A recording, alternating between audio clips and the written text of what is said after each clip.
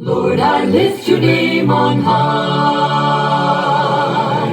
Lord, I love to sing your praises. I'm so glad you're in my life. I'm so glad you came to save us. You came from heaven to earth to show the way, from the earth to the cross, my debt to pay. From the cross to the grave, from the grave to the sky, Lord, I lift your name on high.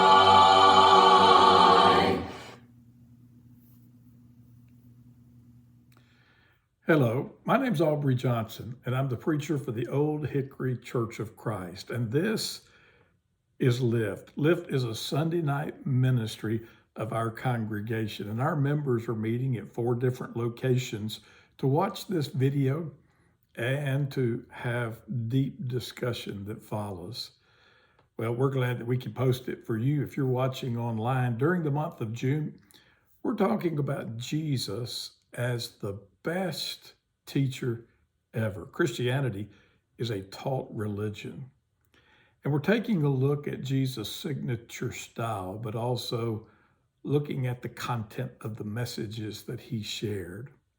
Last month, we looked at how Jesus taught with parables. And this month, we're going to talk about Jesus' Sermon on the Mount. And we'll break it down each week into these 3 elements: his introduction and the body and the conclusion of his sermon. And he uses different things. In the introduction, he uses a list. And in the body, he uses examples. And in the conclusion, in particular, he uses some analogies. So we're going to get started. Thank you for being with us tonight. Back in 2009, it was December. There was a man, a medical doctor by the name of Atul Gawande, who wrote a book that became a bestseller. It was called The Checklist Manifesto: How to Get Things Done Right. I think he wrote the book because he was troubled by the amount of medical error that exists in the Western world. Now, you'd understand that in third world countries, but in the developed world, why is it true that the third leading killer of people is medical treatment or medical error? And it's not really because of a lack of knowledge. The problem isn't ignorance.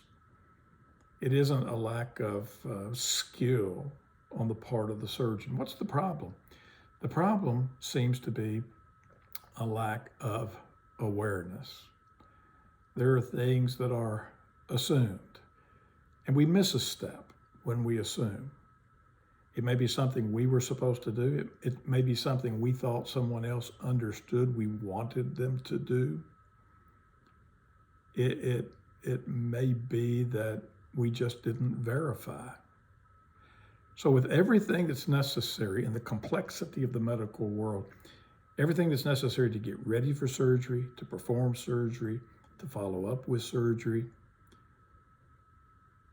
if we can reduce the complexity, wouldn't that be a good thing? And that's where a checklist comes in. It just means that we understand the limits of our awareness. The problem is not ignorance or ineptitude as much as it is just awareness of each step, not missing a step.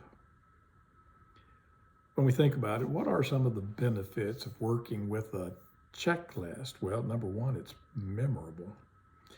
We have a problem forgetting, and we need sometimes to write things down to remember in the detail that's necessary.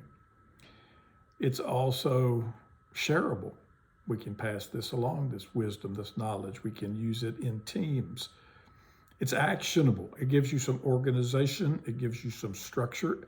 It provides a path forward and a priority. What needs to be done first? Another thing is that it's verifiable. That's important. Did he get done or did it not get done? The checklist makes that clear. So when you use a checklist, there are so many benefits. It can calm your mind because you know you're not forgetting anything, and it can make things easier. It's easier to write a list, not sentences and paragraphs. It's easier to read a list, especially if it's numbered or bulleted. It just makes things easier. It reduces the complexity. It increases the safety and the efficiency and the consistency. So we look at checklists and we understand they can work in our professional lives. They can work in our personal lives.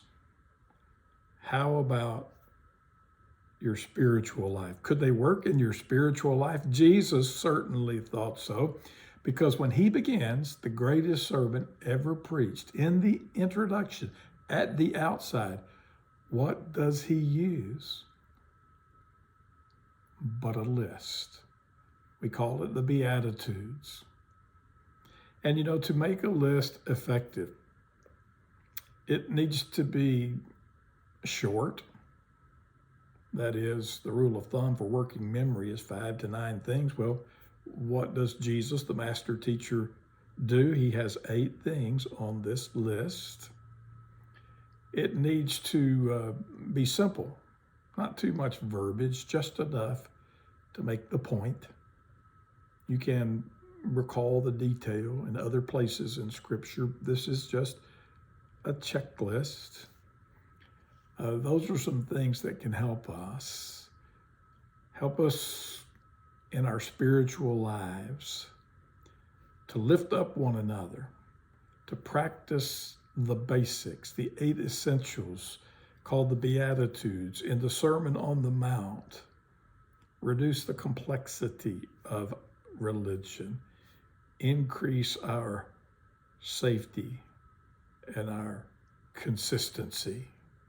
Well, the thing is, we've got to read that list. We've got to remember that list. We've got to practice that list. Did you think that Jesus might want you to remember it and practice it? So I hope this beginning will help us as we understand Jesus as the master teacher and the lessons he most wanted us to remember. God bless you, and hope you have a wonderful week. You came from heaven to earth to show the way, from the earth to the cross, my debt to pay, from the cross to the grave, from the grave to the sky. Lord, I lift your name on high.